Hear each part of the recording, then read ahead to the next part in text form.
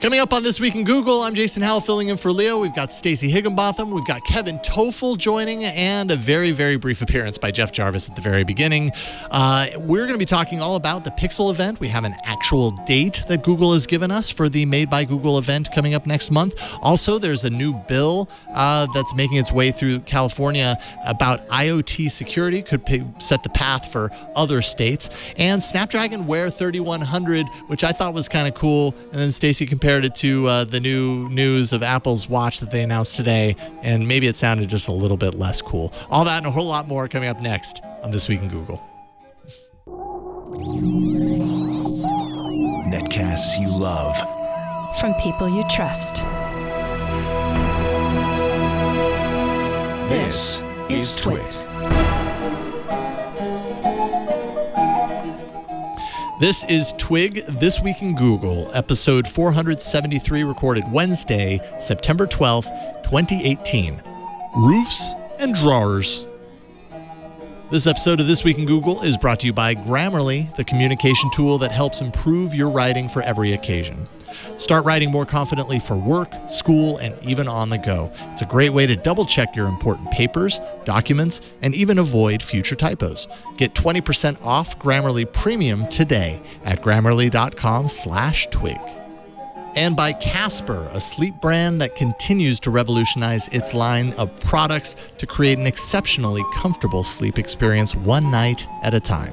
You can save $50 towards select mattresses by visiting casper.com/twig and use promo code TWIG at checkout. And by LastPass, secure every password-protected entry point to your business. Join over 33,000 businesses and start managing and securing your company's passwords today. Learn more at lastpass.com/twit.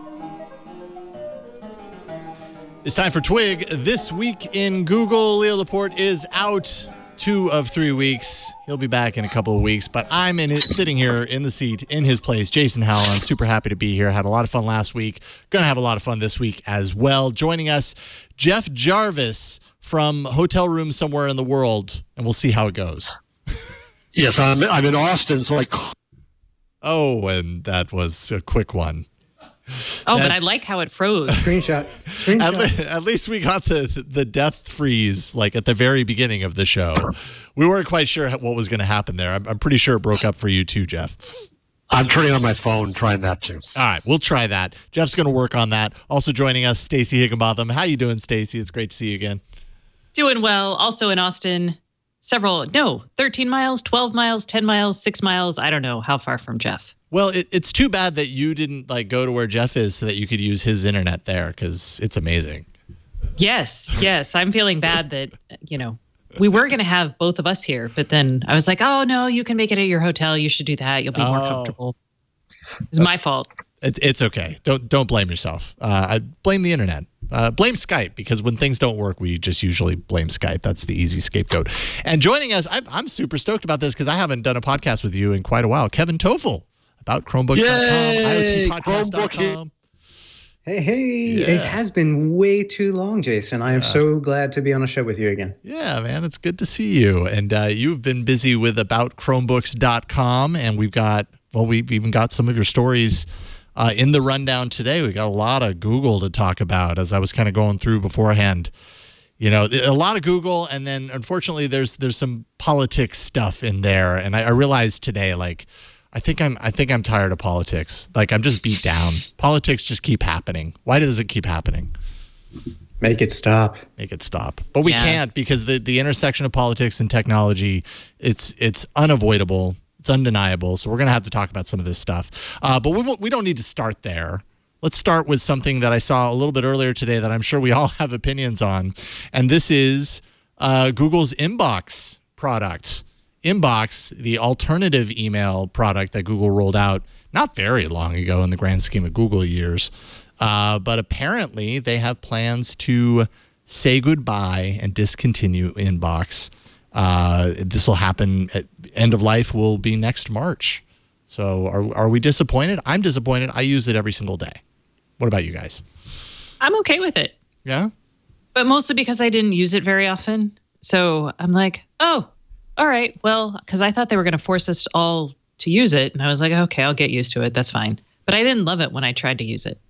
So you didn't use it very often because Gmail was acceptable, or are you using something else? Like I feel like when I go into Gmail after using Inbox, I feel like it's way too chaotic and there's just too much distraction there. Okay, so I used to be a diehard many years ago Outlook user. Mm-hmm. Like I was like master Outlook. I don't know why, but I took a course at some point in time and was really good at it. So when I started working in Gmail, I was like, this is the worst program ever. I can't do anything. It's such a pain. But I kind of just got used to it. And now with Inbox, I was like, oh, they're trying to bring back functionality that I used to have a decade ago. Right. But I didn't love it. I don't know why. And maybe it was just change, but I don't freak out at my inbox more than usual. I mean, I do, but it's just because there's like 13,000 unread messages, and that's a thing. At this point, we're just accepting the fact that we'll never be caught up as far as unread messages are concerned. That statistic at this point is completely like unnecessary information because it does me no good. It's not like I'm at 0 and now I'm at 1, so that's useful information. It will always be a crazy number. What about you? Yeah. What about you, Kevin? Yeah, well, I should preface this by saying most of Stacey's unread messages are from me, so it's okay. I get it. How do you feel about this? I'm more upset about that than Inbox Act. No, it's funny because I was not a big Inbox fan when it first came out in 2014, and in 2016 I gave it another try, and now I kind of feel like I can't live without it, and I am sad about this. And I know a lot of people are going to be like, "Oh, it's a typical Google product. You never know how long something's going to last." Yes and no. I mean, they still have an email service. They're just changing, or reducing the options that we have for clients. And it kind of stinks. But I hope they don't get bashed too much over this, although I am disappointed. Yeah, I mean, they've taken some of the features of Inbox and kind of brought them over to Gmail. They did a very big update to Gmail within the last couple of months that really seemed to be the biggest example of this. And this was the story back at the time when those changes happened, which was like, okay, well, now Inbox is becoming less its own thing, and now it's sharing these key features with Gmail. Its days might be numbered. Obviously, its days were numbered. But Inbox also kind of acted as a really great proving ground for a lot of these features. Does Google run a risk by then not having that kind of playground for these ideas and having to use Gmail with its insane user base as the testing ground? I guess it's no different than A/B testing, or beta testing any of their products. Well, they still have Google Labs, right? Yeah, I think so. Do they? Is there still Google Labs embedded in Gmail? I imagine there probably is. I have Labs things running unless they turned into mainstream stuff. So I'm going to assume yes. Now I'm looking. Yeah, me too. And frankly, we're all in Google's playground anyway. I mean, they can do whatever they want. They always do. And sometimes for the better and sometimes not. So I don't think it's an issue. I mean, again, I think some people might be upset because they really liked the features. But Jason, you're absolutely right. I used a lot of the smart replies and other things. They were dog fooded internally at Google where I used them first. Then they went out to all the Inbox users and then eventually made it over to Gmail. So I think it's fine. We're not going to miss out on any new features.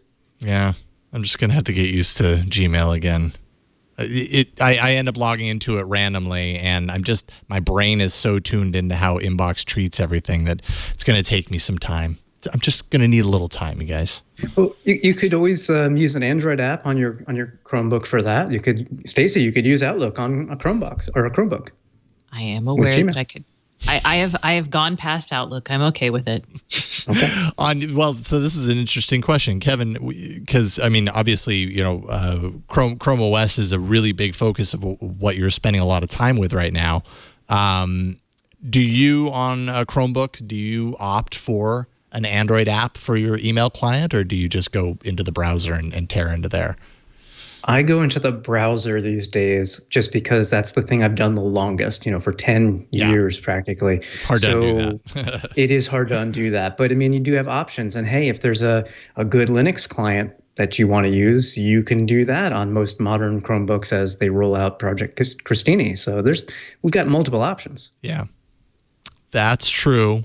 But you can go ahead and put this in the box next to Google product that was introduced not too long ago, but now is going away.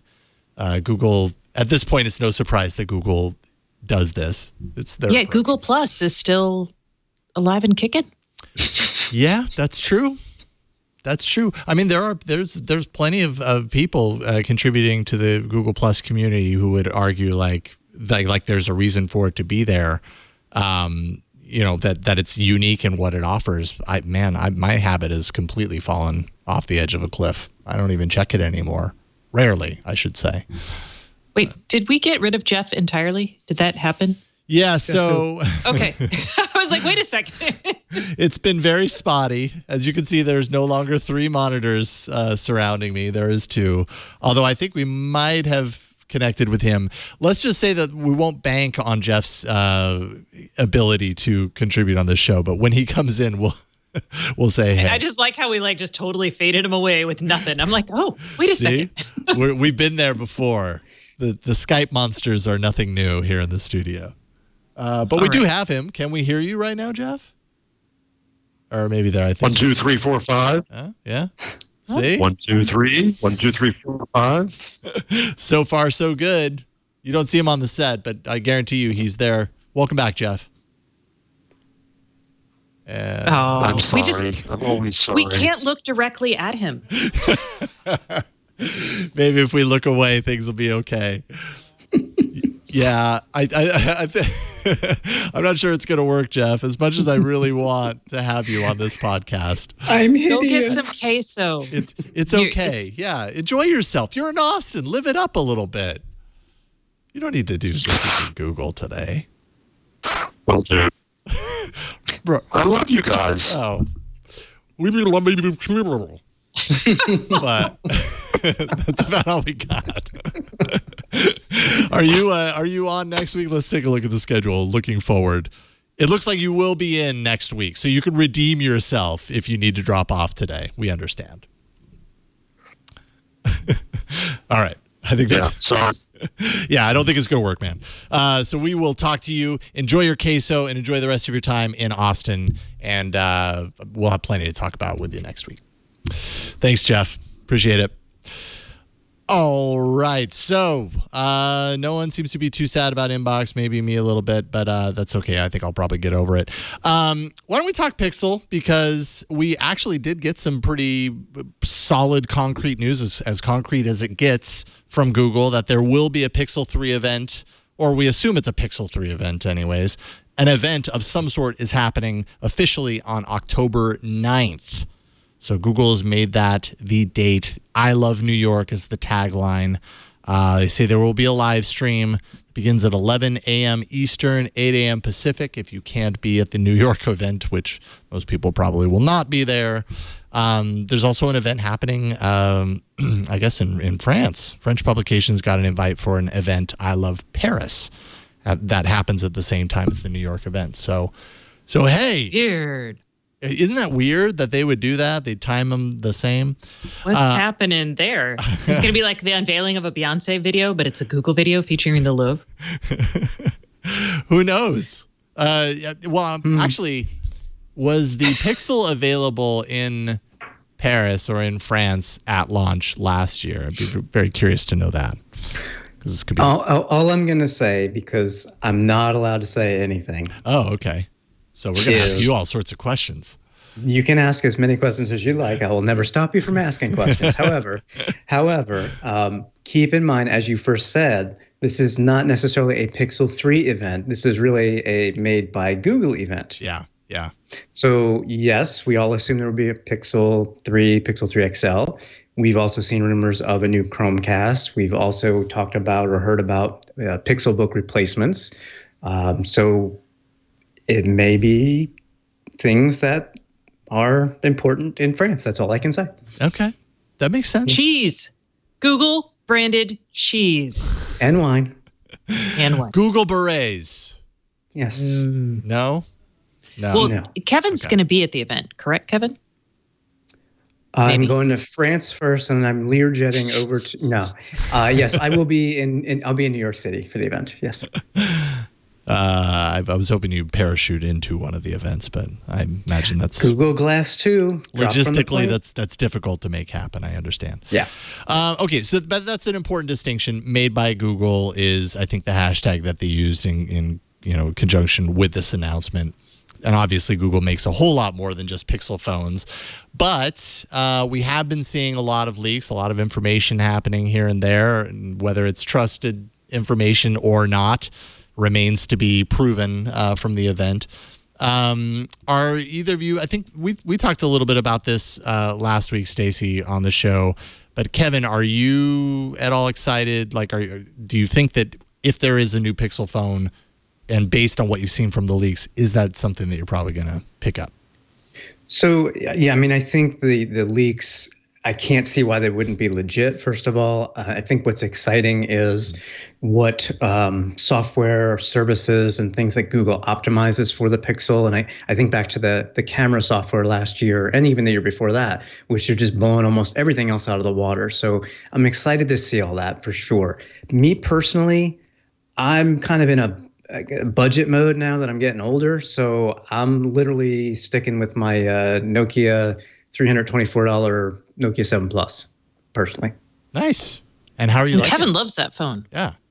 Oh, sorry. I do love this phone. I know we want to talk about Pixel, but I will just say, I mean, $324. It is an international model. You cannot get it here. This shipped from Taiwan via Amazon.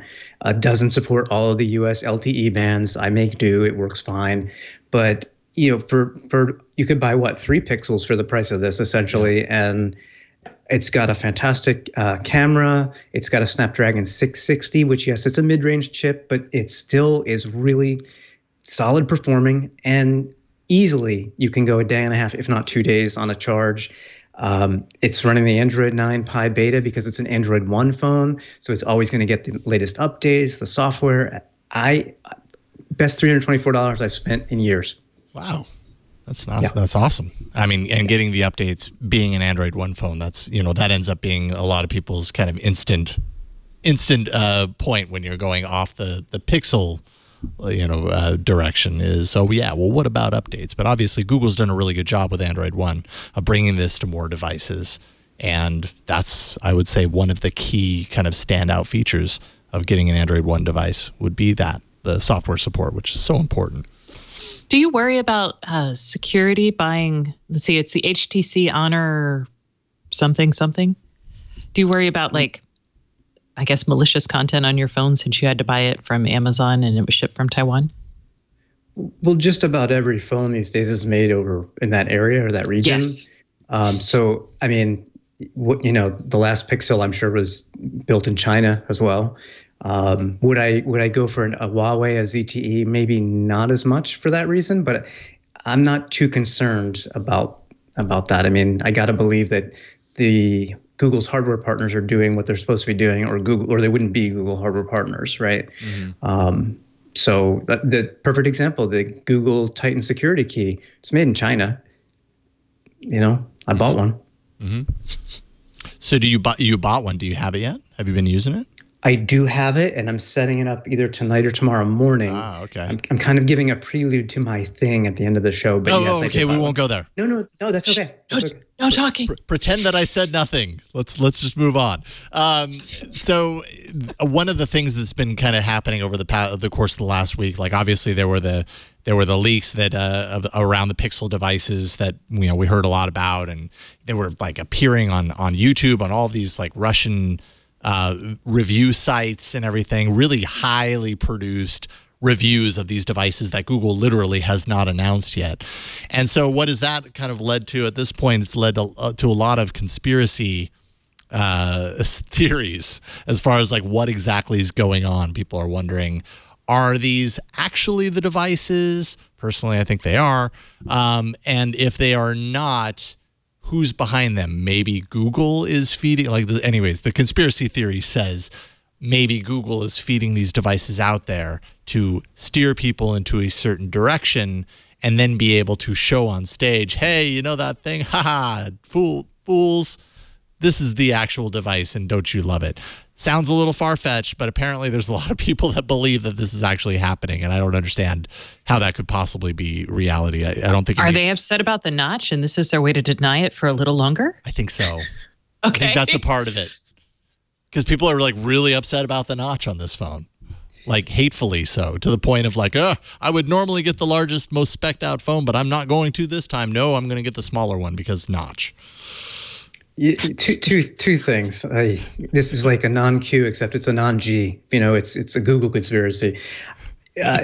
Listen, the notch on the iPhone 10, that was leaked well in advance, and people thought it was hideous. Die-hard Apple people saying, "I'll never buy this phone." Guess what? It didn't hurt sales. No, not at all. Not at all. And I don't know honestly, if that is the size of the notch on the Pixel 3 XL. I don't think it's going to hurt that many sales either. Yes, there will be people who say, I'm not getting it. That's fine. But by and large, it'll be fine. Secondly, about 3, maybe 4 weeks ago when all these leaks started, there was a prominent YouTube blogger who does phone reviews. He was contacted allegedly by somebody in Russia and says, I want to sell you this for $2,000. Think of your page views. So what this guy did, instead of buying it, he went through the whole information process to figure out if he was going to do this with the guy. And it was really shady, partly on Telegram, partly on Twitter DMs and all that. And he recorded it all on his YouTube video. And this went on for like a day or two. And he condensed it to 8-10 minutes. I mean, everything, he has no reason to lie, I don't think. He was exposing that these phones might have been stolen off the production line or something, and somebody was trying to sell them for $2,000. And honestly, I think these leaks are the legit thing because of that. I don't think there's any conspiracy here. I just don't. Yeah, well, some of these YouTube channels that have been, doing their reviews or at least reacting to the leaks that are out there and saying, oh, well, this is ugly because it's got the notch or whatever. Apparently, they're now being contacted by someone who represents Google saying, hey, we would like the rights to play some of your content for an upcoming event. And that's, I think, where the conspiracy theories began, where it's like, well, wait a minute. So Google wants, did they feed these out there so that we would respond negatively so that they could pull our content in and then, display how everybody was so wrong because here's the right thing. And I think that's a really long way to go for some sort of marketing blitz that I think also has the potential to be very negative for your brand if people immediately at that point decide, oh, well, not knowing that Google may have put out this fake phone, go, well, that's not the phone that I'm hoping for. I'm going to buy a Note 9 right now. And, they lose a sale. So I just don't see any company like Google actually doing that. It seems like a long way to go for something like that. It's not in their DNA either. No. It's just not what they do. Yeah. I could be wrong, but yeah. Nah. I think more likely if Google is reaching out to these people, it's probably to the point of I could see them on stage being like, and making light of the fact that they weren't able to keep the secret very long, and you all kind of have an idea what we have in store, and playing a little montage or something. I don't know, but. Anyways, I'm excited for the phones. The notch isn't offensive to me necessarily. It is to a lot of people, though, so we'll see. But, Kevin, we need to talk to you because a big part of this Made by Google event is Pixel books or something along these lines. Chrome OS tablets, detachable tablets, all sorts of things. It seems like there's a lot of kind of possibilities here. And, again, there's leaks involved with this as well. So what can you tell me about kind of, I don't know, the leaks that we've seen so far? We've seen some ad leaks and that sort of stuff. What's kind of on the line there? I'm at a loss. I haven't seen or heard anything. Oh, wait a minute. So this is the thing that I can't ask you about. No, I'm kidding. Wait a minute. You wrote about this stuff. Of course I can ask you about it. I was like, Kevin, he's falling for it. Good job. I was like, oh. Yes. So yeah, there's lots of potential things that we will see. I guess, and some of these things we've been talking about about Chromebooks since I think May, because I scour the Chromium commit log every day, twice a day, because that's what normal people do, right? And I had first heard, for example, of the code name Nocturne as a Chromebook board back in May, and the fact that it would have pogo pins, leading to the potential for a snap-on keyboard similar to, say, a Surface Pro or an iPad Pro, right? Don't know if they're going to do that, but I do strongly suspect, yes, we will see a detachable Chromebook. But what about Pixelbook? So lately we have seen some ads showing up in Google ads, Facebook ads, and then in a YouTube TV video spot showing a Pixelbook that looks like today's, except for one key thing. It has much smaller bezels. And that makes sense to me because Google has spent an enormous amount of time on getting tablet functionality to Chrome OS this year. I mean, every day I see new changes of making improvements to add, hiding the shelf in tablet mode and all kinds of things. So the Pixelbook 2 is what I'm calling it. I don't know what it's going to be called, but it should be more tablet-like in that it has smaller bezels. I suspect the screen will actually be bigger because I have a feeling they'll just reuse the same chassis that they have today. Just flip out the screen that flips over to maybe a 13-inch high-res display. And I anticipate they'll upgrade the chips inside too, the Intel 8th gen processors, for example. It just seems to make sense. So we could see two things there, and there's others in the works. There's Atlas, that's a 4K board that supports Chrome OS. There's Cheza, which is a Snapdragon 845 Chromebook with LTE, and I know that Project Hermes is part of their eSIM support in Chrome OS. So, geez, I mean, for me, this is almost like a Pixelbook event, not a Pixel 3 event, right? Right. Pixel family, yeah, and this would be, I mean, if they have multiple Pixelbooks coming out, that's a really big deal. And I'm happy you said LTE, even though Jeff is not here, but that would make him happy, I think. That make him feel all warm and fuzzy to hear that, because he's been waiting so long. But yeah, I'm looking at my Pixelbook, and I don't know if it's possible to take the over the shoulder shot, but based on what you were showing in the screenshot from the ad, I mean, these bezels are ginormous compared to what you see in that ad. So yeah, I think it makes perfect sense for it to fit inside of the design of the current Pixelbook, but just stretch the screen out. Yeah, I mean, I think that's the biggest complaint that people have about the Pixelbook. It's not the performance or the internals or the battery life. They're like, oh, those bezels. And yeah, there's a picture right there, and you can see that they are allegedly like a third of the size, at least on the top and the left and the right. Now, on the bottom, it may still be a little bit bigger. I'm wondering, though, where does the front camera go? Right. Maybe there's a notch right out of the screen. It's very possible. Notch. It's very possible we could have a notch in the laptop form factor. It's the Pixelbook XL. Yeah. Could possibly happen. I would not be surprised at this point. If people want the bezel-less, that seems to be a big part of the trade-off that they're getting.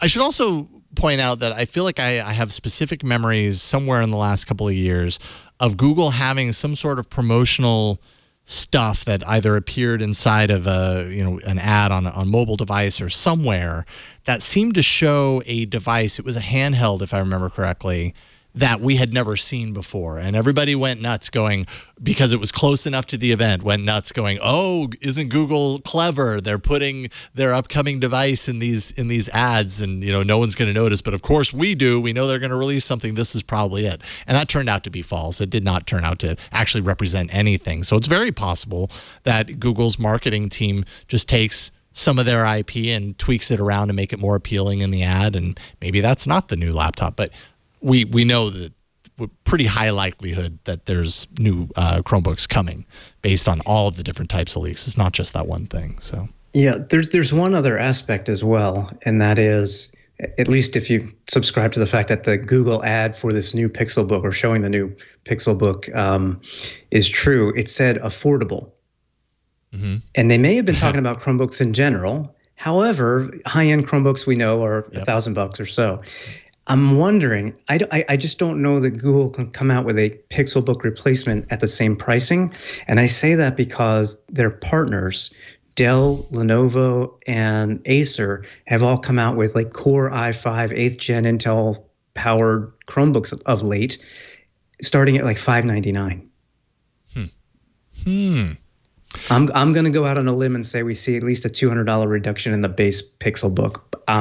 That's just my gut. I don't know anything. Ooh, and when I'd get one for that. Yeah, right. Well, and I think that's been a limiting factor for a lot of people. Yet, when it comes down to Chrome OS, at least in my experience, this is the best one out there. Having the Pixel Book form factor, it feels right. You know what I mean? Like so many of the other Chrome OS tablets that I've used, they feel wrong in certain ways. Either the touchpad is not right, or the display is not high enough resolution for it to be appealing to my eyes, or the build quality feels hollow, or something along those lines. This feels right, but you also pay a lot for it, and that ends up being the trick for a lot of people. Is why would I pay that much for a web-only device? And I don't know. I think Google's done a better job over the last couple of years of making people understand why Chrome OS isn't making a choice for something where you're sacrificing other things, where it actually has its own value and it's worth it. A $200 reduction in price, that makes it even better. That would be a big deal, I think. Well, I hope I'm right, but yeah. It also, as you just alluded to, it's a lot of money for a browser. But what has Google done? And it took a while to get there. Android apps have been added, so now you've got a mobile app experience if you'd like. Yeah. Just about everything comes with a touchscreen these days, which makes the mobile app experience much better. You've also got Project Christine on a lot of Chromebooks that have been out or that rolled out in the past year. So now you have full Linux apps. Yes, it's still in beta, but it's getting there. Mm-hmm. And then there's this talk there's code saying we're going to be able to boot into an alt OS. So there's a third option there that makes a Chromebook more compelling. And I don't know if you guys realize what alt OS is. Well, so is this the Windows on a Pixel Book or a Chrome OS sort of thing, like a dual boot sort of thing, like Boot Camp on days of old on Mac? Essentially, yes. That's what it would be. So there may be opportunity to install other platforms on there. Maybe you want a full Linux install in a dual boot situation, as opposed to using Linux in a container with Christine. But yeah, so now you think about it. I mean, and I think maybe Mike Elgin was on your show a couple weeks back and was saying, hey, the Chromebook is like it went from running no software to running more software than any other platform. And now you add Windows to the mix, and he's right. Mm-hmm. Big change.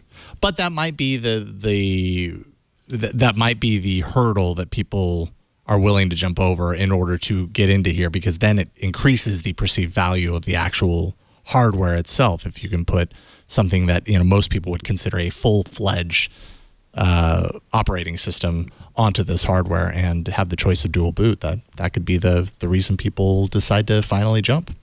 So, Stacey could go back to Outlook. Do you have that was decades ago, you guys. Never let you live that down. Do you have a Pixel Book right now, Stacey, or what is your laptop? My laptop is a MacBook Air, so it's old, but yeah, and I really don't know what to do, because I've got to replace the Air with something soon, and the latest MacBooks, I don't love the keyboard. I know they fix they break all the time, but yeah. I really hated the feel of it. So I'm like, now what do I do? Those clacky flat keys. Tick, tick, tick, tick. Hate those. Yeah, my wife has that laptop, and it's just so weird when I type on it. Maybe it's the kind of thing you get used to over time, but I just don't like the feel of it. I completely agree. All right, let's take a break and thank the sponsor of this episode of This Week in Google, and then we'll get back into more Google news. This Week in Google is brought to you by Grammarly. For those of you who don't know yet, Grammarly is a communication tool that can help to improve your writing and just your communication in how you write, and it's super effective. You can install it on all different types of mobile devices, be it your laptop, desktop, or your smartphone with an app, all different ways. And then it's just kind of there in the background, working to help correct the grammatical errors and mistakes that you make along the way. So what does that do? Ultimately, it makes you sound a whole lot smarter, thankfully, and you learn throughout the process as well, because, you know, it kind of helps to make connections, at least it does for me, to the mistakes that I make on a regular basis. And then eventually I stop making those mistakes because I've kind of learned my lesson. It's a great way to double check your important papers, your documents, even avoid future typos. They have a free version that you can use to get started, to check it out. It's available, like I said, across platforms. So whatever you're using, online, desktop, mobile, it's all there. Grammarly's premium version allows users to track their writing skills and progress over time. So you can kind of see historically where your writing has evolved. In addition to spelling and grammar, Grammarly Premium helps with advanced punctuation, structure, style within context, vocabulary suggestions, conciseness, and readability for different occasions. And 85% of surveyed premium users identified themselves as stronger writers because of Grammarly. Because like I said, you make those connections as you see the suggestions that you're given within your writing. You start to realize the mistakes that you use regularly, that you implement regularly, and you can actively fix them. And hey, wouldn't it be nice to cut down on what Grammarly is actually doing for you because you've changed how you write? Go to grammarly.com/twig and you'll get 20% off Grammarly Premium. You'll get that today. That's grammarly.com/twig. Check it out for yourself. You're going to love it. It's going to make you a better writer. And we thank Grammarly for their support of This Week in Google. All right, let's see here. Go up to the top here and start running through some of this Google stuff. We got Alphabet's Loon, which is no longer a project. It's not Project Loon anymore. It's evolved. Apparently, it hit a new milestone, actually a very important milestone, last month. And it's all about how much distance they can cover with these internet balloons, essentially. 1,000 kilometers of data covering distance between 7 of its balloons. That's their new record. Prior to this, the record was 100 kilometers across 2 balloons. And even if you kind of stay locked into the 2-balloon aspect of the prior record, Loon also surpassed that 100-kilometer record up to 600 kilometers now. That's the longest point-to-point so far. So they're expanding the capabilities, wider coverage, with a minimal amount of these internet balloons floating around in the year. And this is all important because there are plans to charge for this service starting next year. I think I just kind of forgot that Loon was happening. Didn't they send them to Puerto Rico? Was that a thing that I imagined, or was that Facebook's effort? Well, Google I'm going to Google that. Yeah, I know. I think you're right. It delivers internet to 100,000 people in Puerto Rico, November of last year. I mean, it's a small country, but still, like it's real. Country? Yeah. Wait. Or, sorry. It's a U.S. protectorate territory? What do we call those? No, I got it wrong. It's a U.S. territory. U.S. territory. Territory. Okay. I was like, it's not a state. It's not a country. It's not a province. But it has internet, thanks to Loon. Yeah, I guess I just kind of forgot that Loon was active. I think I've gotten used to Google killing its projects. I just kind of assumed maybe they had done that with Project Loon. Well, Facebook killed their Internet in the Sky was. project. Right. The Aquila? one that's cool. Aquila, something. The big planes. With a horrible name. Yeah. I'm sure it has the word "cell" in it. Yes. Somewhere. But yeah, that's good. It's an important kind of milestone, I think. Does anybody... it's a 10x milestone, and technologists love their 10x milestones. Oh, sure. But they should call me when it's in miles. Kilometers are nothing. Wait a minute. Let's do the conversion here. 610. Yeah, I mean it's still fine, but you're welcome. It's like a 10K. You just times 100. So right. 6.1. Does anybody know the speed, the internet speed? I realize it's to blanket swaths of coverage. I'm just curious. I mean, they probably don't offer too much, but I'd be curious what they offer in terms of actual speeds. Is it like 2G, 3G, or? So I did a search for this. This is from August of last year. It says up to 10 megabits per second. And this was between balloons over 100 kilometers apart. So around 10 megabits per second, or up to rather. So obviously that fluctuates, but that'll get you YouTube at 4G 480. LTE speeds, basically. Yeah, it'll get you YouTube. Might have some issues and latency and stuff like that, I imagine, but yeah, that's totally usable. Mm-hmm. Meanwhile, 5G is totally right around the corner. It seems like down here, Verizon actually, didn't they have an announcement, a 5G announcement? They're going to be offering 5G home broadband. Yeah, this year. They opened up sales for it. Yes, they had announced it a while back, and now they're saying you can buy it. Wow. Which, if you're into that, yay. If you're into that sort of thing, fast internet. Well, Kevin and I actually talked about this. The challenges with 5G, because it is using millimeter wave band, is weather can cause some issues with it. Now, Verizon and other companies doing these types of things have tested it, but I think, Kevin, you compared it to like satellite when we talked about it last. Right. You could face similar challenges. I mean, I remember when I had a satellite dish and, you had a bad storm, that was it. The signal could go in and go out and so on. So I don't know how they're going to mitigate that with line of sight millimeter wave. Right. They could have trees with wind in the way. It's going to be a challenge.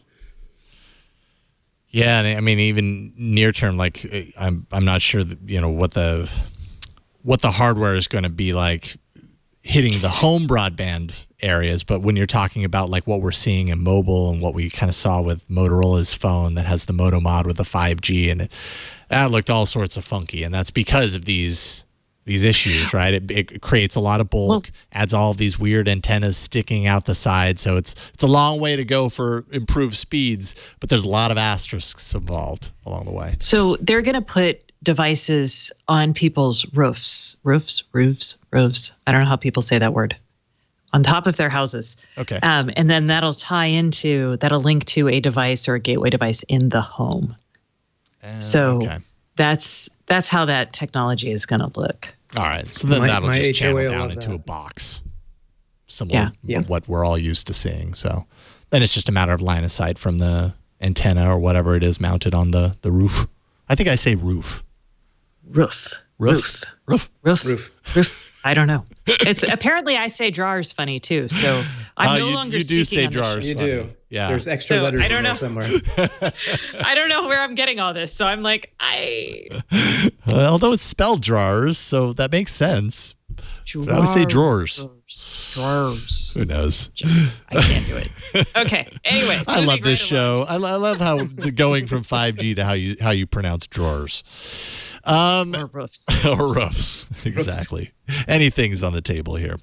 Let's see here. There was Carnegie Mellon's Andrew Moore. So basically, we've seen that Google's had a lot of challenges in the past year. Project Maven and the Department of Defense contracts with AI, and everybody internally saying, hey, this should not be happening. Our AI should not be developed to potentially be weaponized or used in some, in those sorts of ways. So obviously Google's kind of AI research team has had a lot of setbacks, and it turns out there's going to be a little bit of a change. I don't know if the change is necessarily directly related to these issues. I think it was planned all along, but they're bringing back Andrew Moore to head the division by the end of the year. Moore has been the Dean of Computer Science at Carnegie Mellon University, although I always want to say Melligan, but Carnegie Mellon University for the past 4 years. Fei Li, who's the current head of Google Cloud AI, is going to return to Stanford to head the AI lab there after 2 years with Google. So it's almost like they're passing in the night, yes, to improve the AI development at Google. Semi-related, and I just noticed this before the show. About a year and a half ago, Google consolidated all of its product blogs and put them into what they call the keyword, which is at blog.google. I noticed today that they're moving the cloud pieces back off to a separate area at cloud.google.com/blog. So I think if you go to blog.google right now, you'll see this announcement because I saw it earlier today. And I find that really odd that they consolidated everything and now they brought cloud in, and now cloud's going back out because it's such a big part of what they're trying to do to grow their business. Oh, yeah. Introducing the Google Cloud blog. There you go. Our new home for cloud news, guides, and stories. Man, they've got a lot of content hitting these pages. Yep. That's impressive. I mean, this is like 10 posts today. That's crazy. Yeah. I don't know what to add to the AI thing, but yes. I think that might be all we have on that one. Honestly, I think I've just been kind of avoiding the next one to be completely honest. There was a story that broke right before the show about Breitbart essentially has posted a link to a leaked video, says the Verge article, of Google's first all-hands meeting after the 2016 election. There's been a big kind of movement right now, big conservative leaning movement saying that, Google is obviously so liberal in as a company culture that this is, possibly or probably in some people's views, influencing how they operate their business. Google's pushing back pretty hard on that accusation, but Breitbart posted this leaked video, and it's the all hands meeting that happened immediately after the 2016 election, and in it, co-founder Sergey Brin says things like, finding the election very offensive. He says, quote, "And I know many of you do too. It conflicts with many of our values. I think it's a good time to reflect on that. So many people apparently don't share the values that we have." And so, this really seems to kind of tie into the narrative that is being kind of hashed out publicly right now in conservative circles.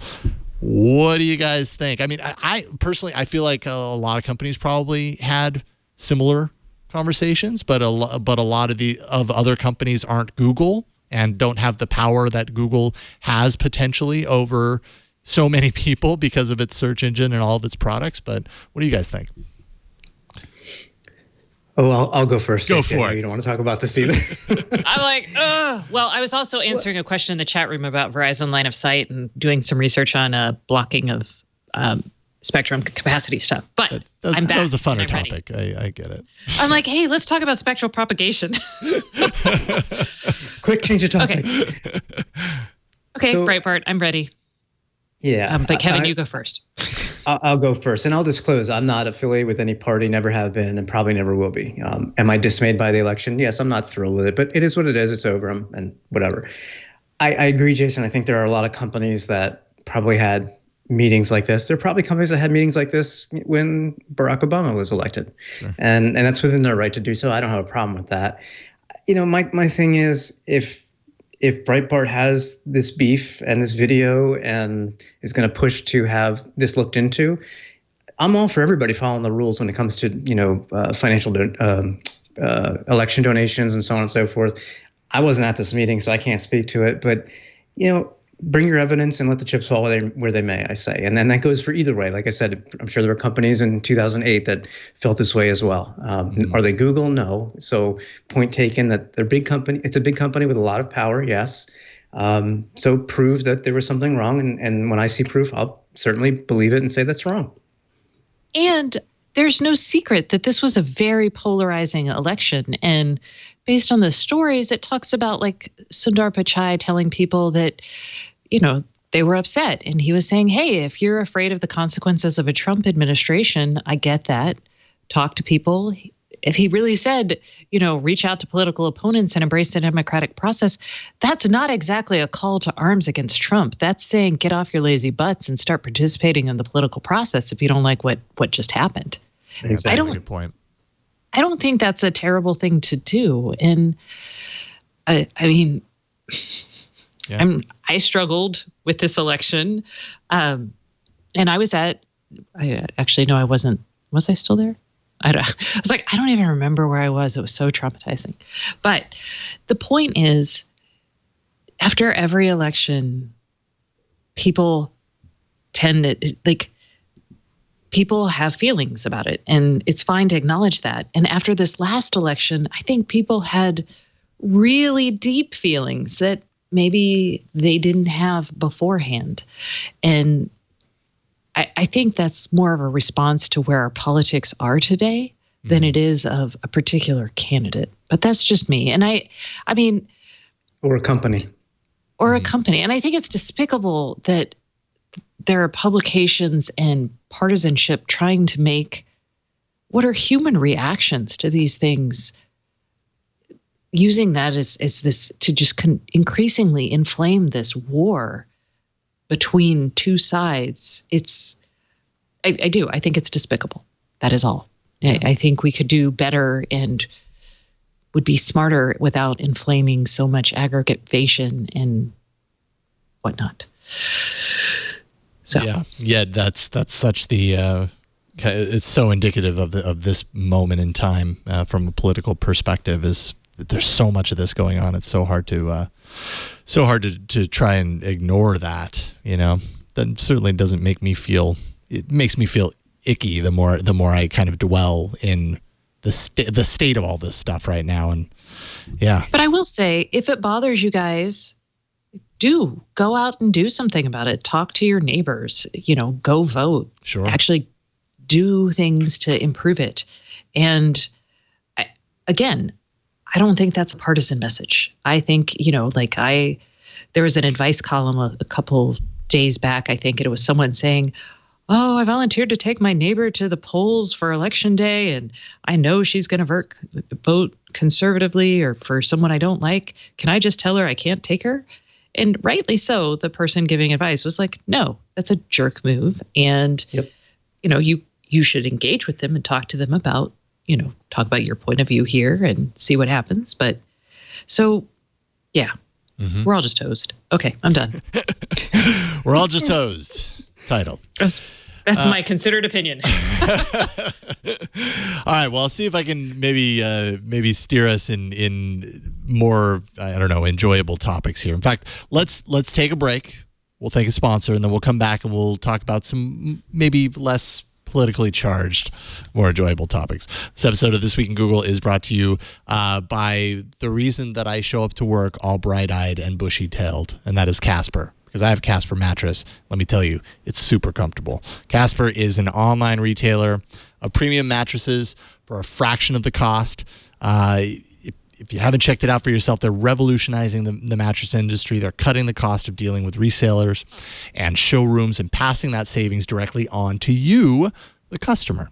Casper's mattress is an obsessively engineered mattress, and even more awesome, it's at a fair price. The original Casper mattress combines multiple supportive memory foams for a sleep surface with just the right sink, just the right bounce. Plus, its breathable design helps you sleep cool and regulate your temperature through the night. I've had other kinds of mattresses like this, and they did not do that. You'd wake up all sweaty and warm, and it's just not that enjoyable. Casper mattress provides long-lasting comfort and support. You can buy it easily online and completely risk-free. They send you a big box. They send you a big box, but you're still kind of amazed that there's a mattress inside the box until you open it up. You slice open the plastic, and it's like it grows, and it becomes a full-size mattress. And it's just kind of amazing that they can ship it the way they do. But they do, and that's what makes it so easy to get online. We've had a couple, actually. We have 2 Casper mattresses in our home right now. We got our first one quite a few years ago at this point. I think 3 years ago. Super soft, super comfortable. I couldn't even imagine replacing it with another kind of mattress, going into a showroom floor and getting a traditional one. In fact, my older daughter still has a traditional mattress, and for story time or whatever, when I'm on that bed, it's just not nearly as comfortable. I'm we have to upgrade her at this point. It's obviously we've gone too long without doing that, so we will. Casper understands the importance of truly trying out a mattress, and this is a big key here. They know that in reality, you're going to spend a third of your life on this mattress or on a mattress. So Casper offers free delivery and painless returns within a 100-day period, so you don't have to lie down in a showroom and make a snap decision. You can check it out for a while, which is how we use our mattresses, and see how it does over time. Casper mattresses uphold the highest environmental production standards and are made in the USA. Free shipping and returns to the US, Canada. So get a Casper mattress today, and you can actually save $50 towards select mattresses when you go to casper.com/twig. Make sure and enter promo code TWIG. That's TWIG at checkout. That's casper.com/twig with promo code TWIG at checkout, and you'll save $50 on select mattresses. Terms and conditions do apply, so make sure and read all the details there. That's casper.com/twig, and we thank Casper for their support. So I know somewhere down here there was a good IoT story that I wanted to get your opinions on, because I know you guys have opinions on this stuff. You share them each and every week on your podcast. So maybe you already talked about this, but there's a new IoT security bill that is expected to go into effect January 1st of 2020 here in California. It was approved late last month, and apparently it's the first of its kind. The bill dictates that a manufacturer of a connected device, it says, quote, shall equip the device with a reasonable security feature or features, which is so incredibly vague. Like, I'm happy they did something, but I'm not really quite sure exactly what they did in that. Well, you don't want them to be too specific because technology changes all the time. So, that's true. Like, that gives the FTC, and this is how this is usually done, is they're like, make it reasonable, and then like the agencies get to decide. So the FTC will look at this and say, well, what's reasonable today? Are you encrypting your traffic back and forth? Yeah, that's reasonable. And then they're going to make a fine against a company who doesn't. And then the company is going to litigate the fine. And then the courts will decide if that is or isn't reasonable. Right. So 6 years from now, we will actually know what this law will mean for companies. This is just a starting point, it seems like. But it is good because we do need some kind of stick to hold up to companies and say, hey, you should follow this law. I mean, it's basically like telling your kid, you know, you're putting up the chore chart, right? Right. The kid can negotiate things and will forget sometimes, but you'll give them a reasonable punishment or, you know, a consequence, and they'll figure it out. I mean, that's kind of what this is. This is telling them, hey, this is really important to me. So could you take my feelings into consideration, please? And Kevin and I did talk about it. So Kevin, do you want to talk about like this? I mean, the specifics about default passwords and stuff. Yeah, that's good. Yeah, I think there were two things in there that are specific about not shipping devices with default passwords, meaning an individual password for each device that goes out the door to a consumer, which is kind of crazy talk with good. Yeah, that's unusual. Devices right now share keys, so that's good. Mm-hmm. Right. And then I'm trying to think, because it was only 6 hours ago, I should remember the updates. You have to force a user. No, it was you have to force the user to change the password. To change the password, right. Yeah. So those are key. So is that force them to change their password, or give them the option to change their password at least once? No, it makes them change their password. Okay. And most devices now do that. Yeah. So it doesn't stop them from putting password 123 as their new password, but that's my password. How did you know? I'm sorry, Kevin. Dang it. We're always spoiling Kevin's password on this show, and he keeps using 123. I don't know why he does that. Try 456. Yeah, that'll throw him backup. off. That's my backup. Oh no, Kevin. Oh, we gotta have a talking to you. Yeah, so baby steps. I guess this is a good, perhaps a good starting point, a good example for other states, possibly federal. Something on more of a federal level that would be passed out. I don't know. I don't know what this leads to, but it's good to have. There is a federal law that was written and introduced last year. It did not. It's just sitting there. It was pretty lame though. That law was like. And everyone was like, oh, we're going to get a cybersecurity law. It's going to be amazing. But basically, it was like, if you're going to sell a connected device to the government, it has to, I think it was like, be over-the-air updatable, which is good. Mm-hmm. And then, I can't remember all the specifics. It wasn't very powerful. It was pretty lame. And it only applied to like a limited subset of devices that were sold to the government. So, again... We don't have anything that's like, I mean, and I see why it's hard. And there are groups that are working with government agencies. Like the FDA actually has been working with very respected hacking groups to come up with rules basically for medical device security.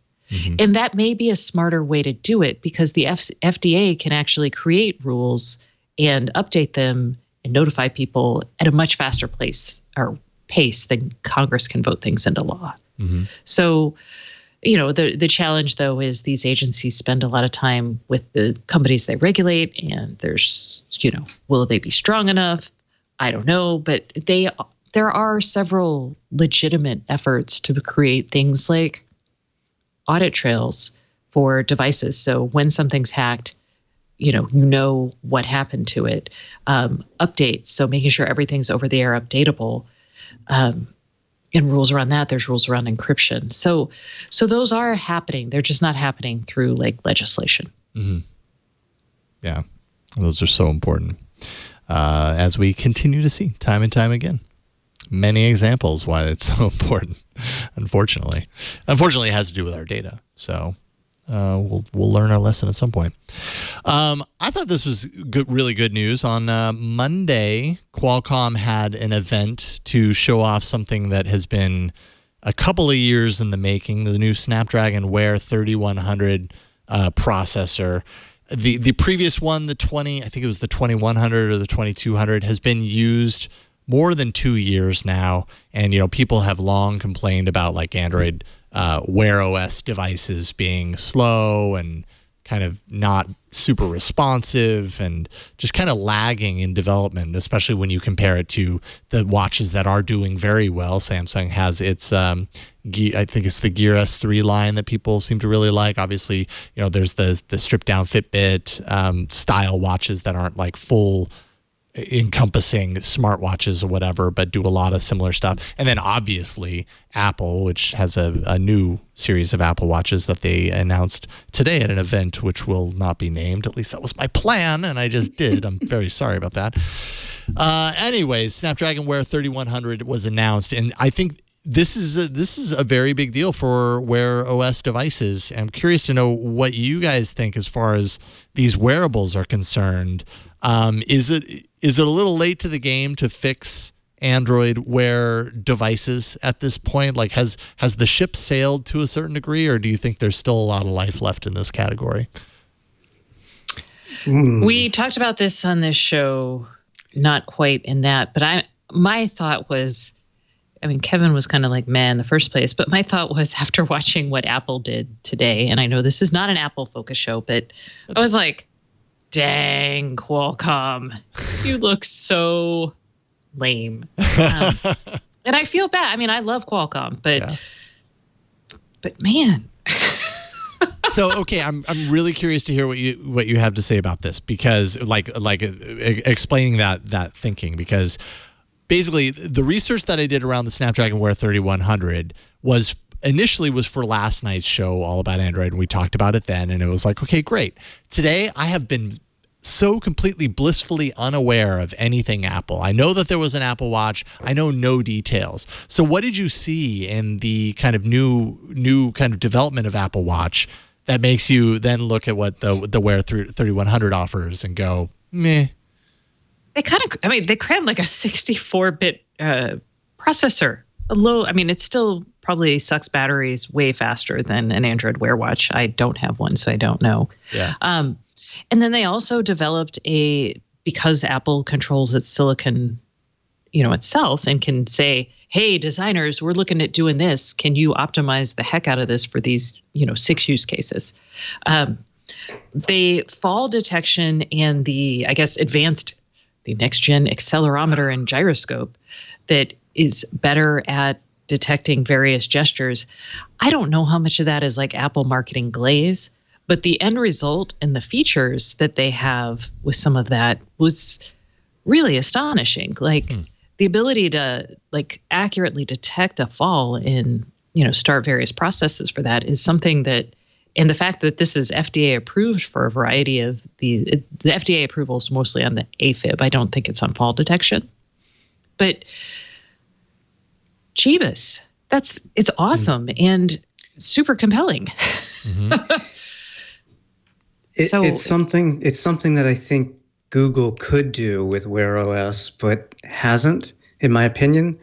I mean, ultimately, we're talking about, maybe Apple has got some secret sauce in their chips, and no, I'm not trying to discount what they do. They do a great job in their chip design, but the fact that they're using very similar, if not the same, sensors. It's all in that integration that they can do because they control the hardware, the software, and so on.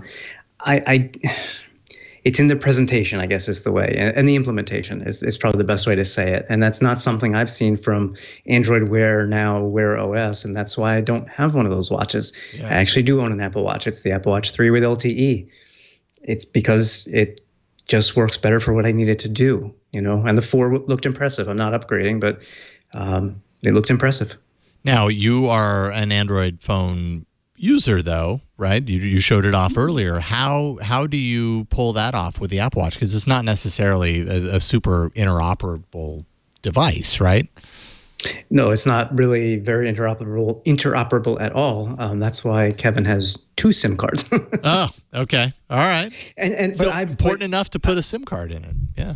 Well, let's put it this way. I've done that my entire writing career. I've always had multiple SIM cards. At one point, I had SIM cards from all 4 carriers for review phones and my own phone. So That's not unusual for me. I didn't do that just to get the Apple Watch, but for a wearable, that works best for me. So I just leave the iPhone on the wireless charger at the house, and when I leave the house, I get my calls anyway on my wrist, and I'm fine. Or I have my other phone with the Android SIM in it. So right.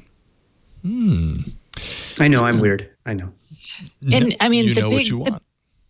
The big Qualcomm Wear news, there was the dual radius. I mean, I don't know.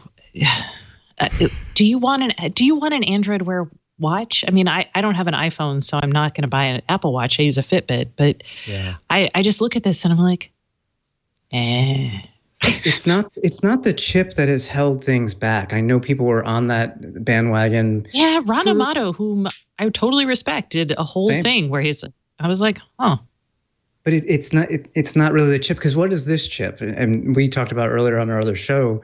I mean, it's I forget. It's a reworked architecture of a different chip. It's a customized version of that chip. Stacey, what was that?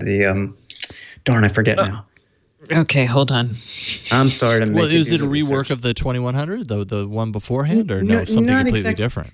It's not completely different. Basically, what they've done is they've added a low-powered coprocessor, so that way they can. Mm-hmm. So they can offload. What they say is 95% of what people typically do with their watches most of the time, which is very, very light in terms of processing power needed. So if you can offload those to the lower powered chips, just like we do with our phones today, when you need processing power, that other high-powered one is there, and therefore you save battery life. That's kind of it to me, and that's not solving Wear OS's problem. The problem is the interface, it's apps, it's a couple of things. Boring. What's great about it is what's that? It's boring. Okay. Yeah, it has been. Now, Google has been showing off the new Wear OS revision. So they're going through and they're doing yet another Wear OS upgrade. So they've given it a facelift, and I think we're starting to see that on the new phones, especially the phones that come out with this new processor, of which I think we know of one right now, the Mont Blanc Summit 2, which is not going to be an inexpensive wearable device. The first one was an $890 to start watch, and going up. But anyways, they've retooled the Wear OS from a usability standpoint and UI and all that. They've upgraded it to kind of the current kind of design philosophy that Google's been touting with material theming and all that. So it definitely looks different. I don't know if it looks different enough, though. I haven't been able to play around with it. I like what I've seen in the screenshots, but I would definitely agree, Stacey. The previous Wear OS and Android Wear before it was pretty boring. Like I appreciated what Google was doing, which was saying, let's not let manufacturers like skin it all to craziness and go down the rabbit hole that we went years ago with Android OS being skinned to to tiers, and then it's not updatable and all these kind of other problems. Let's solidify it into a singular kind of design.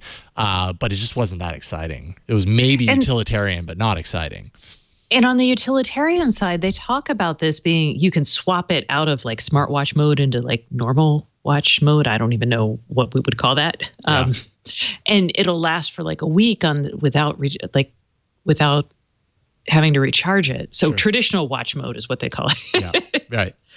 So like that kind of falls into what you're talking about, which is, look, some people, they just want to watch with the slightly extra features. I don't know who those people are. I mean, like, I feel like if you want a smartwatch, you're looking at like the Apple, right? And if you want like a fitness tracker, then you might do the Apple, or you might do Fitbit if you're not in the Apple ecosystem.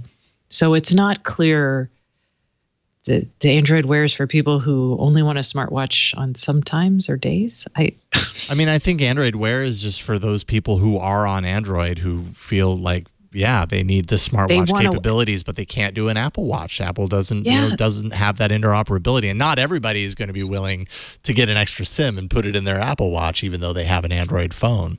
I'm sure there are other people that do that, like you do, Kevin. But I don't know if there's an insane amount of people doing that. You still need an iPhone to talk like. Yes. On one side. So it's something. You need a spare iPhone laying around. Right. Yeah, I mean, it's not inexpensive, because you have to have an iPhone, you have to have service for the iPhone, and you're going to pay another $10 a month if you add LTE to the watch because of the eSIM in there. So yes, you're paying for convenience. But out of all, I don't disagree with anything you guys said about the blahness of Wear OS and what it has not accomplished. I've actually owned 3, 4, maybe even 5 Android Wear watches. The issue for me, and maybe again I'm an oddball, I run every day. I exercise. I use the watch to track everything, and no watch yet, except for maybe the Motorola Moto Active from 2012, is as rock solid for that than the Apple Watch for me. I get app crashes, all kinds of problems on the Android Wear apps, the same apps that I use on the Apple Watch that work fine. I just don't understand it. Yeah, that's a big bummer. Yeah, agree. I should point out, you don't just run every day. You've run daily since June 10th, 2016. How do you know the date? Do you have it tattooed or something? No, I don't have it tattooed on my wrist. No, it's on your Twitter profile. Oh, yes. Okay, you are correct. That was the day my son graduated high school. I've run since he graduated high school, and he just turned 21 yesterday. So it's kind of weird that I've still kept that running streak going. Yeah, that's a big accomplishment. My goodness, every single day. No, what's weird is the fact that I've been with Kevin like at conferences and things like that, and I'm like, it's 11 o'clock. We're coming back from a bar or something, not trashed or anything, but we've had like a drink or two. And Kevin's like, all right, guys, I got to go get my run in. And we're all like, I got to go to bed. Got to get it in before midnight. The clock's Have fun, ticking. my friend. Mm-hmm.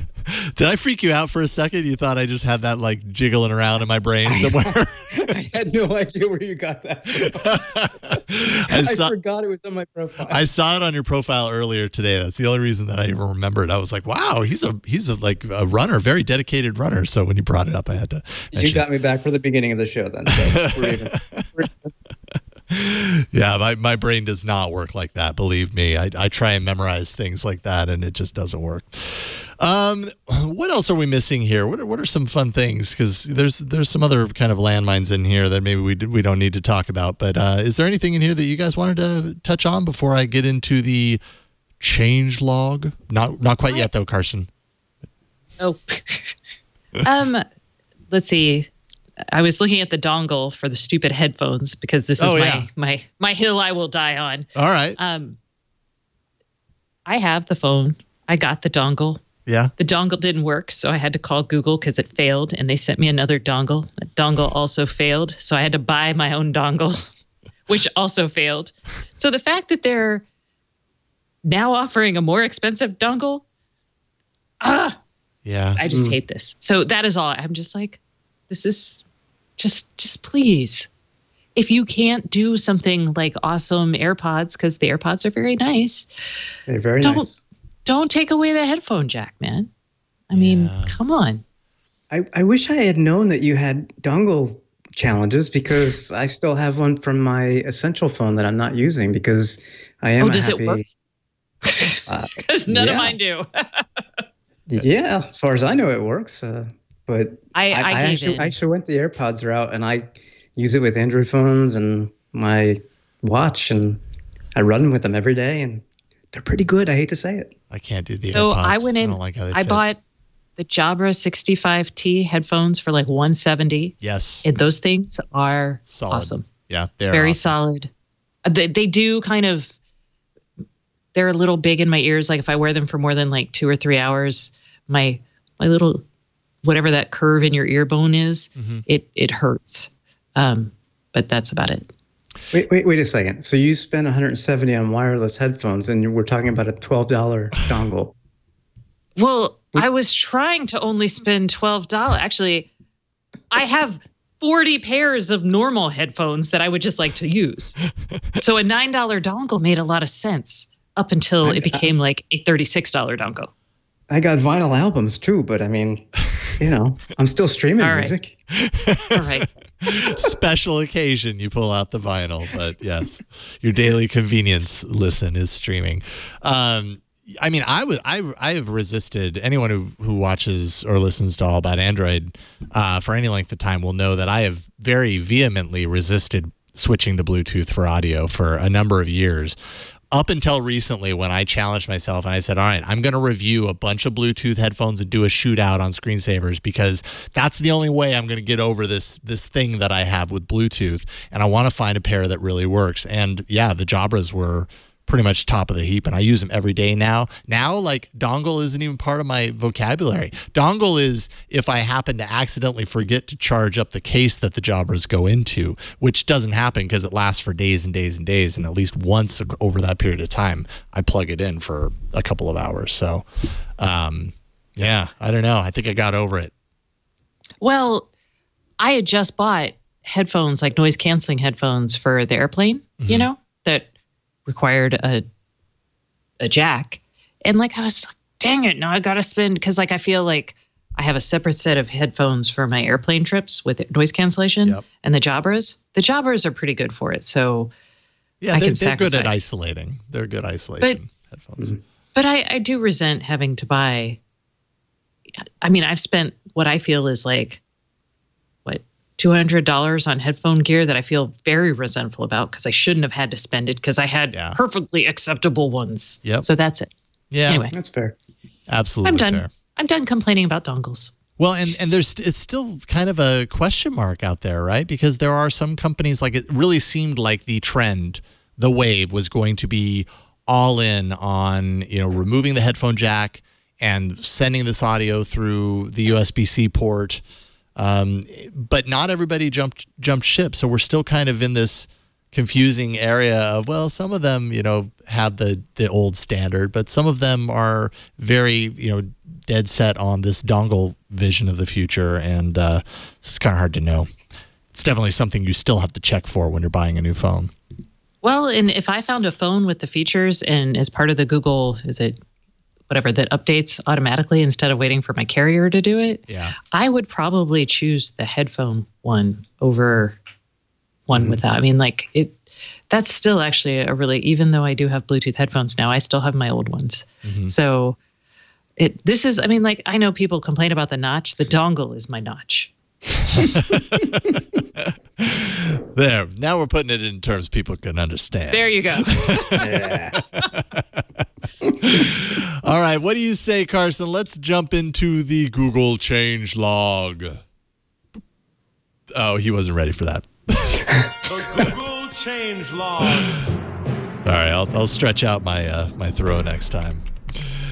This is where we check in on a few things real quick to see what Google's been up to, because they make a lot of announcements. That blog that we went to earlier is home for a lot of these announcements. But we'll just run through these real quick. Google Home is apparently getting some new games if you're a fan of Disney. And, I would imagine families, this is going to come in really handy. You just say, hey, G, play, and then there's a bunch of new Disney games, Maui's music game, Toy Story Freeze Dance. My kids have played the Freeze Dance game. They love it. Haven't played it in a while, but it's pretty awesome. Disney Princess, apparently. I'm not really quite sure what that's about, but I'm sure my kids would love that too. I think overall the big challenge here is actually remembering that those games exist, like remembering the right thing to say and everything, because that's my big challenge with Google Home. It's capable of so many things, but I can never remember how to get the thing that I want because there's so many of them. We're playing Freeze Dance tonight. Oh, yeah. Good. Make sure and put it up on YouTube because everyone will want to see that. It's not happening. Google Assistant language support is widening. Now they've added support for both Danish and Norwegian languages. And Google is, of course, working to it made a promise to bring Google Home to some of these regions by the end of 2018. This language support obviously is a very critical step in making that happen. So one step closer to widening the market for Google Home and Google Assistant. I'm holding out for Latin. Yeah. Still not yet? No Latin yet. I mean, actually, when you look at the language support, it's a pretty small list. So yeah. I'm not surprised. Google News, which I would argue is one of my favorite of the latest kind of wave of Google apps. I use it more than I want to use it because it's such a good app. I've actually set it up with digital well-being to use it only an hour a day, because if I don't have that on there, like, I'll continue to read the news, and sometimes that doesn't make me feel good to read the news. But it's such a great app. They did such a good job with it. Anyways, 4 new core features are set to arrive in the next couple of weeks. It's all about saving data. So if you're using Google News and you want to save your data on the go, that's kind of what these features are. There's a YouTube Go functionality that it'll use by default, so that'll kind of have lighter connection requirements. Newscasts, which is the story previews function, is going to be more text focused when you're on mobile, so it saves on data. It doesn't load all those heavy images. Speaking of images and video, images are going to be compressed by default. Videos and GIFs won't autoplay when you're on mobile, but if you want them to, you can tap on them and they'll load upon a tap, and then you can save articles to read later, and those would download when you're on Wi-Fi, which I'm kind of surprised that wasn't there. I guess I assumed it was there, but I just wasn't using it, but apparently it wasn't there, the read it later functionality. So that's good. And then finally, this was just kind of neat. I don't know how many times you guys have played the Chrome Dino jumping game. Oh my God. Every kid in my child's class plays that game and loves it. Heck yeah, because it's right there. You know, it's. I think you can turn it off. I think there's some way to disable it, but no one ever does. No, why would you? It's fun. Well, I know, but that's take Dino away. It's pretty awesome. There's an interview with I think the guy that created the Dino or the Dino game 4 years ago, and I just thought that a couple of facts were interesting. 270 million games are played every month. Most of those happen in markets with, go figure, unreliable internet. So, you know, it appears when you don't have that connectivity. And then the game is programmed. I don't know if this was a joke or not, but I'm set to believe him when he said that the game is programmed to max out at 17 million years, which is the amount of time the T-Rex was alive on Earth. Wow. So when you say max out, what does that mean? If you were to play for 17 million years, you would reach the end. Okay. So somebody get started. Can we get 17 million people each playing for a year? So it'd be like 17 million man years? I don't think it works like that, though. We wouldn't reach the end. And if you do reach the end, do you get like a message? Like, you made it. What's the future like? There's a meteor that hits and your dinosaur I was just going to dies. say, it's the end of them.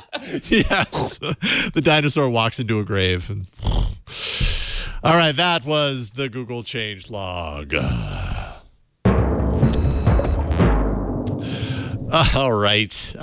Let's take a moment to thank the sponsor, and then we'll get back and do some tips and tricks. And I guess we won't have a number today because Jeff still is still away enjoying his time in Austin and not fighting the internet. This episode of This Week in Google is brought to you by LastPass. What is your company doing to ensure passwords are being shared responsibly, appropriately? I know what we're using LastPass. I've been using LastPass for years personally. LastPass Enterprise makes password sharing convenient for employees while keeping access to corporate data secure. It even allows for full customization of access, including the ability to set a master password requirement, enable password resets, restrict access when that happens to be needed. You can configure over 100 policies, access security reports, and you can create shared folders so everyone's on the same page with the same passwords across the enterprise. Organize database logins, SSH keys, software licenses, and business information. And I actually just set this up today on my business account. I've had it on my personal account for a while. You can further protect your business with multi-factor authentication. With the LastPass Authenticator app, a verification button pops up on an employee's phone to guarantee they are the only ones with access to their accounts. It's actually very easy. If credentials are compromised, the app ensures outsiders will not have access. Super important stuff, especially when you consider all your passwords are there. You might as well protect it as much as you can. Multi-factor is awesome for that. The LastPass password generator, again, I use this daily because they make it so easy. It's super easy to use to create unique random passwords so that, employees don't have to remember or write one down. If they have to write their own, chances are they're probably going to choose one that they've already written before because it's easy to remember or it's just out of habit. In this case, employees can log into LastPass with their Microsoft Active Directory credentials, so they truly only have one password to remember. And in doing so, that password generator, you can set it to be super secure with all sorts of extra characters and all that stuff. Data is encrypted and decrypted at the device level. It's also stored in the vault and kept secret even from LastPass. There's easy onboarding to password autofill. LastPass makes it easy for businesses to take control of passwords and reduce the threat of breach. And the iOS 12 and Android Oreo autofill functionality makes it easier for employees to seamlessly use LastPass across multiple mobile devices. I use it on many devices, and it's awesome to have that autofill functionality to just kick in when you need it. When you open an app or you visit a mobile site, the keyboard itself will offer your username or password as an autofill option, similar to what autocorrect looks like now. So that way you don't have to copy and paste from your LastPass app. It just kind of brings it in naturally. LastPass also offers LastPass Premium for personal use, LastPass Families for your entire family, and LastPass Teams for teams of 50 or fewer. And it's awesome. I actually just moved our family over to LastPass Family, so we're using that now, and it's awesome. It's a game changer. More than 13 million people trust LastPass, the #1 most preferred password manager. You can learn more by going to lastpass.com/twit today. Check it out and make sure that your passwords are more secure. That's lastpass.com/twit. And see which product is right for you. And we thank LastPass for their support of This Week in Google. All right, let's see here. Down to the bottom of the dock. And we'll start with you, Kevin. You have a tip, and we had a little tease forward to the tip. So tell us all about it. We do have a tip. And actually, Jeff does have a number. How many times did he call into this show? That's a good question. I don't know. But I'm guessing 5, 6. There's your number. There we go. Yeah. All right, that works. So I may be a little overzealous when it comes to security. However, I did splurge and spend the $50 on the Titan Security Key Bundle, which recently arrived. That's the box. It's actually a little magnetic box, just like the Pixelbook box, which is kind of a nice touch. But you don't buy it for the box. You buy it for the USB and the Bluetooth and NFC. Both of these are NFC, actually. So one is USB, one is Bluetooth, and you can set these up for two-factor authentication, just like you can with a YubiKey or any other comparable key. A lot of people don't realize, even though two-factor authentication is really to prevent phishing for your online passwords, if you think about it, a Chromebook is being signed in with your online password being your Google password. So what I started doing about 6 months ago, and again, this is not for everybody, I set up two-factor authentication using the Google support page, which is easy to find. And there's a way to say, do not trust this computer, or do not remember, or don't ask again on this computer. By not checking that, every time I log into my Chromebook, I do have to insert my USB key or use the new Titan with Bluetooth. But what that does is that actually eliminates the possibility of anybody ever logging into your Chromebook. I even have it set up. There's options in Chrome to not show your email address, which typically it would when you boot up, and also to completely disable guest mode. I've done all that. So literally, if you were to open up my Chromebook, you don't even know my email address. So all those things together really maximize the security of a Chromebook, because once somebody gets in there, then they can go to passwords.google.com. If you don't have two-factor set up, get all your passwords. It's right there. So I would say consider it. If you're going to buy one of these keys, actually use it. Keep it separate from your Chromebook, but don't allow it to remember your Chromebook. Use it every time. Good tip. One thing I should point out on using that with the Pixelbook is that the Pixelbook has a USB-C port, and those keys are not USB-C, right? So you're going to need a dongle. Here we are again, dongle world. So a lot of people are unhappy about this. You are absolutely correct. And included in the box, you do get a Type A to Type C adapter. I actually understand why Google did this, because we're in a transition right now. And yes, all the newer Chromebooks have USB-C, but think of the probably tens of millions that do not. Yeah, that's true. The quickest way to secure the entire quote unquote fleet of Chromebooks out there is to do it this way, USB-A with an adapter. So I think it was a smart move on their part. I understand the gripes, but it was a smart move. I just saw a picture last week of, just an awesome Pixelbook, and then the stacked dongles coming out of the port, and it's just like, it doesn't look nearly as polished as it will someday. It will someday at some point. No, it won't, because they'll keep changing interfaces. I hate everybody. Fine. Okay. What you got on in store for us, Stacey? Speaking of things that change all the time and are unreliable, I have a smart home device for you. This is the Brilliant controller. I had hoped to have a review finished for you guys, so I could just point to that. Look for it tomorrow at Stacey on IoT. But I've got it installed downstairs, but I have one here in front of me so you guys can see it. This is actually just the faceplate for the device. These grooves here are capacitive touch. This is to fit on a 2-gang light switch, so that means there's 2 switches in it. And this is going to turn whatever light is on and off from there. You can actually program these for other lights, should you not care about the light that is in the switch. This here integrates, it's a 5-inch touchscreen that offers you control for a lot of smart devices, such as the Ring doorbell, the Ecobee thermostat. Since this is Twig, they will have a Nest integration, but they don't have it just yet. Sonos, Wemo, SmartThings Hub, all of these. And it also has a microphone and a speaker in it, so you can use it as a way to talk to Madam A. I think it's doing a little too much. This one in my hand is $349. The 1-gang switch, which is basically just a touch screen, is $300 or $299. It's a lot for, I think, anyone. The user interface needs a little bit of work, but it does have a very clear picture. So if you're like really wanting a beautiful light switch, it also doubles as an intercom. So if you have multiples of these in your house, you can be like, hey, Brilliant, wake up the kids. They show this in a video, and then the other Brilliants in other rooms, because they've set up a scene. They turn on the lights in the kids' room, and it starts to glow, and it's very compelling and cool.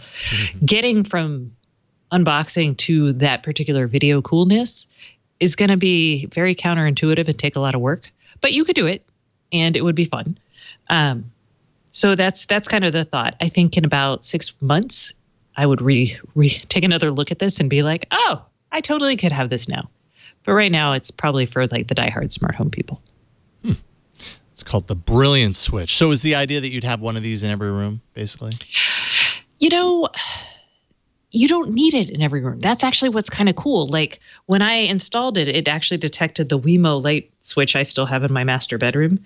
And it was like if I hit the lighting button on this thing when I was walking up to the light that's installed downstairs at my stairs, it would actually show me like a little dimmer switch for my master bedroom and my stair light, because it knew what was there. So you could actually use one or two of them and control all the lights in your house. I don't think that's really an awesome way to go about it because you still probably want to control the lights in your room, but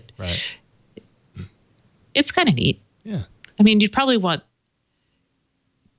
one for places like in your kitchen area, maybe in your kids' bedrooms. I don't love that it has a camera in it.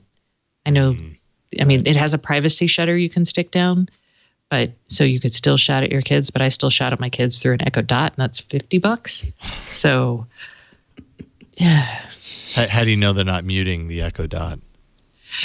Sometimes they do. You're like, drop in on Anna. And then I hear, Alexa, hang up. Smart. That's great. These are not inexpensive either. $299 for the 1-switch panel, $449 for the 4-switch panel.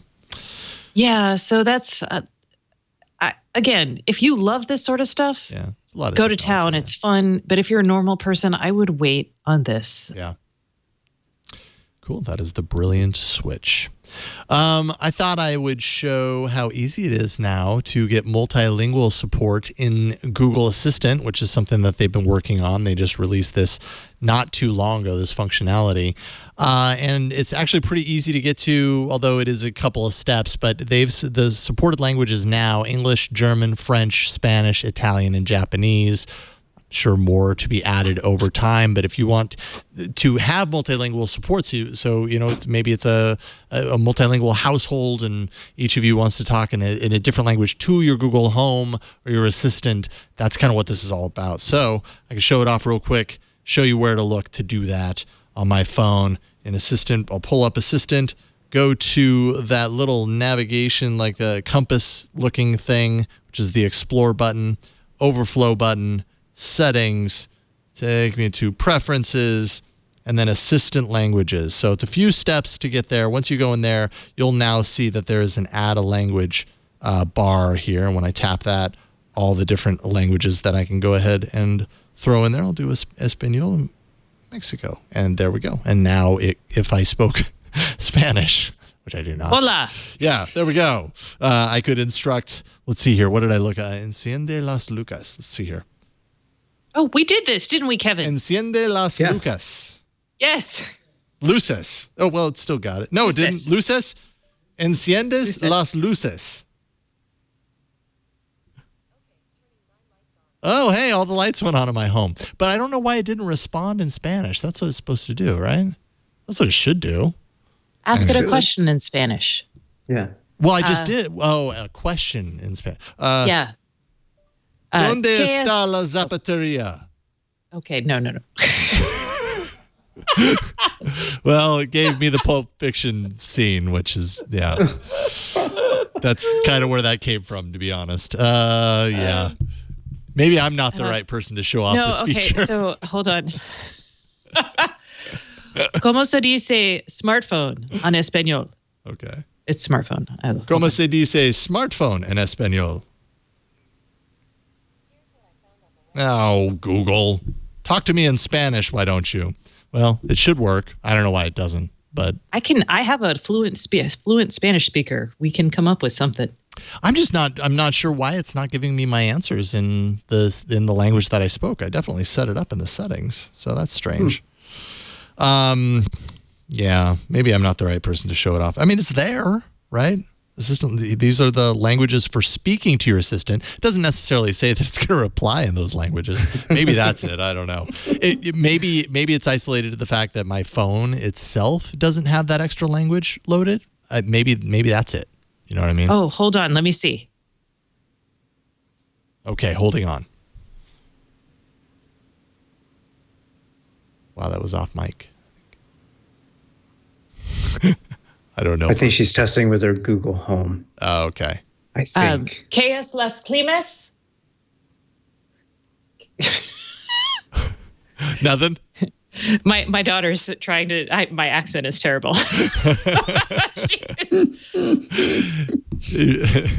So, here, Anna, come here. All right, here we go. Her debut. Yes, exactly. Whether she wants to be on. I don't want to be on there. On video or not. ¿Qué es el clima? ¿Qué es el clima? There we go.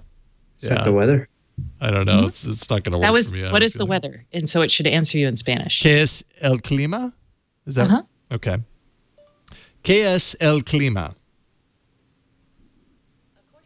Ow. Go away.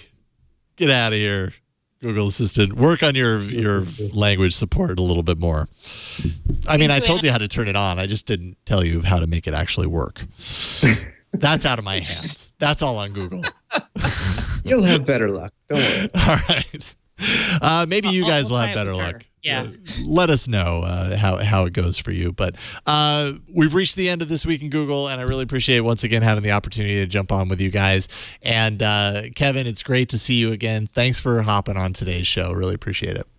My pleasure. Great to be here. Absolutely. So tell people where you want them to go to follow all the cool stuff you're doing right now. Well, if you want to learn about Chromebooks, let's see. That's aboutchromebooks.com. So that's pretty easy to remember. Makes sense. And then I work with Stacey on our IoT podcast at iotpodcast.com, and I'll let her plug the other site because I don't want to hog up all the time. So thanks again, Kevin Tofel. You're awesome. And I really appreciate it. And Stacey, always a pleasure to get the chance to podcast with you. You are off next week, right? Well, I'm working. I'm just on a plane coming back from San Diego. So yes. Okay. Well, unfortunately, so I will miss you next week. But what you got going on? What do you want to tell people about? So you can find me and Kevin. So it's like a 2-for-1. Why would you say no to that? At iotpodcast.com, or you can find actually me and also Kevin and stuff he writes about IoT stuff at staceyoniot.com. Right on, and they shall. Thank you again, Stacey. Really appreciate it. And you can find me here at Twit on many of the shows, especially until Leo gets back in, I think, less than 2 weeks now. But I'll be on next week's episode of This Week in Google, Security Now, new screensavers next week, whole lot of stuff in store for me. So just stay tuned on Twit and you'll find me. If you want to find all the information about this show, you can. This Week in Google records live every Wednesday. Normally, we record right around 4 p.m. Eastern, 1 p.m. Pacific, 2000 UTC, although this week was a little bit different because we had the Apple event, so we started a little bit later. But if you want to check it out, you can, twit.tv/live, or just go to the show page, twit.tv/TWIG. You're going to find all the information that you need there to subscribe to the show, to catch up on all of the back episodes that you've missed, or re-listen to them, starting with episode 1. You could do that. And if you do, let us know, because it's an interesting case study in your dedication to this show. I'm Jason Howell. Thank you so much for watching and listening. We'll see you next week on another episode of This Week in Google. Bye, everybody.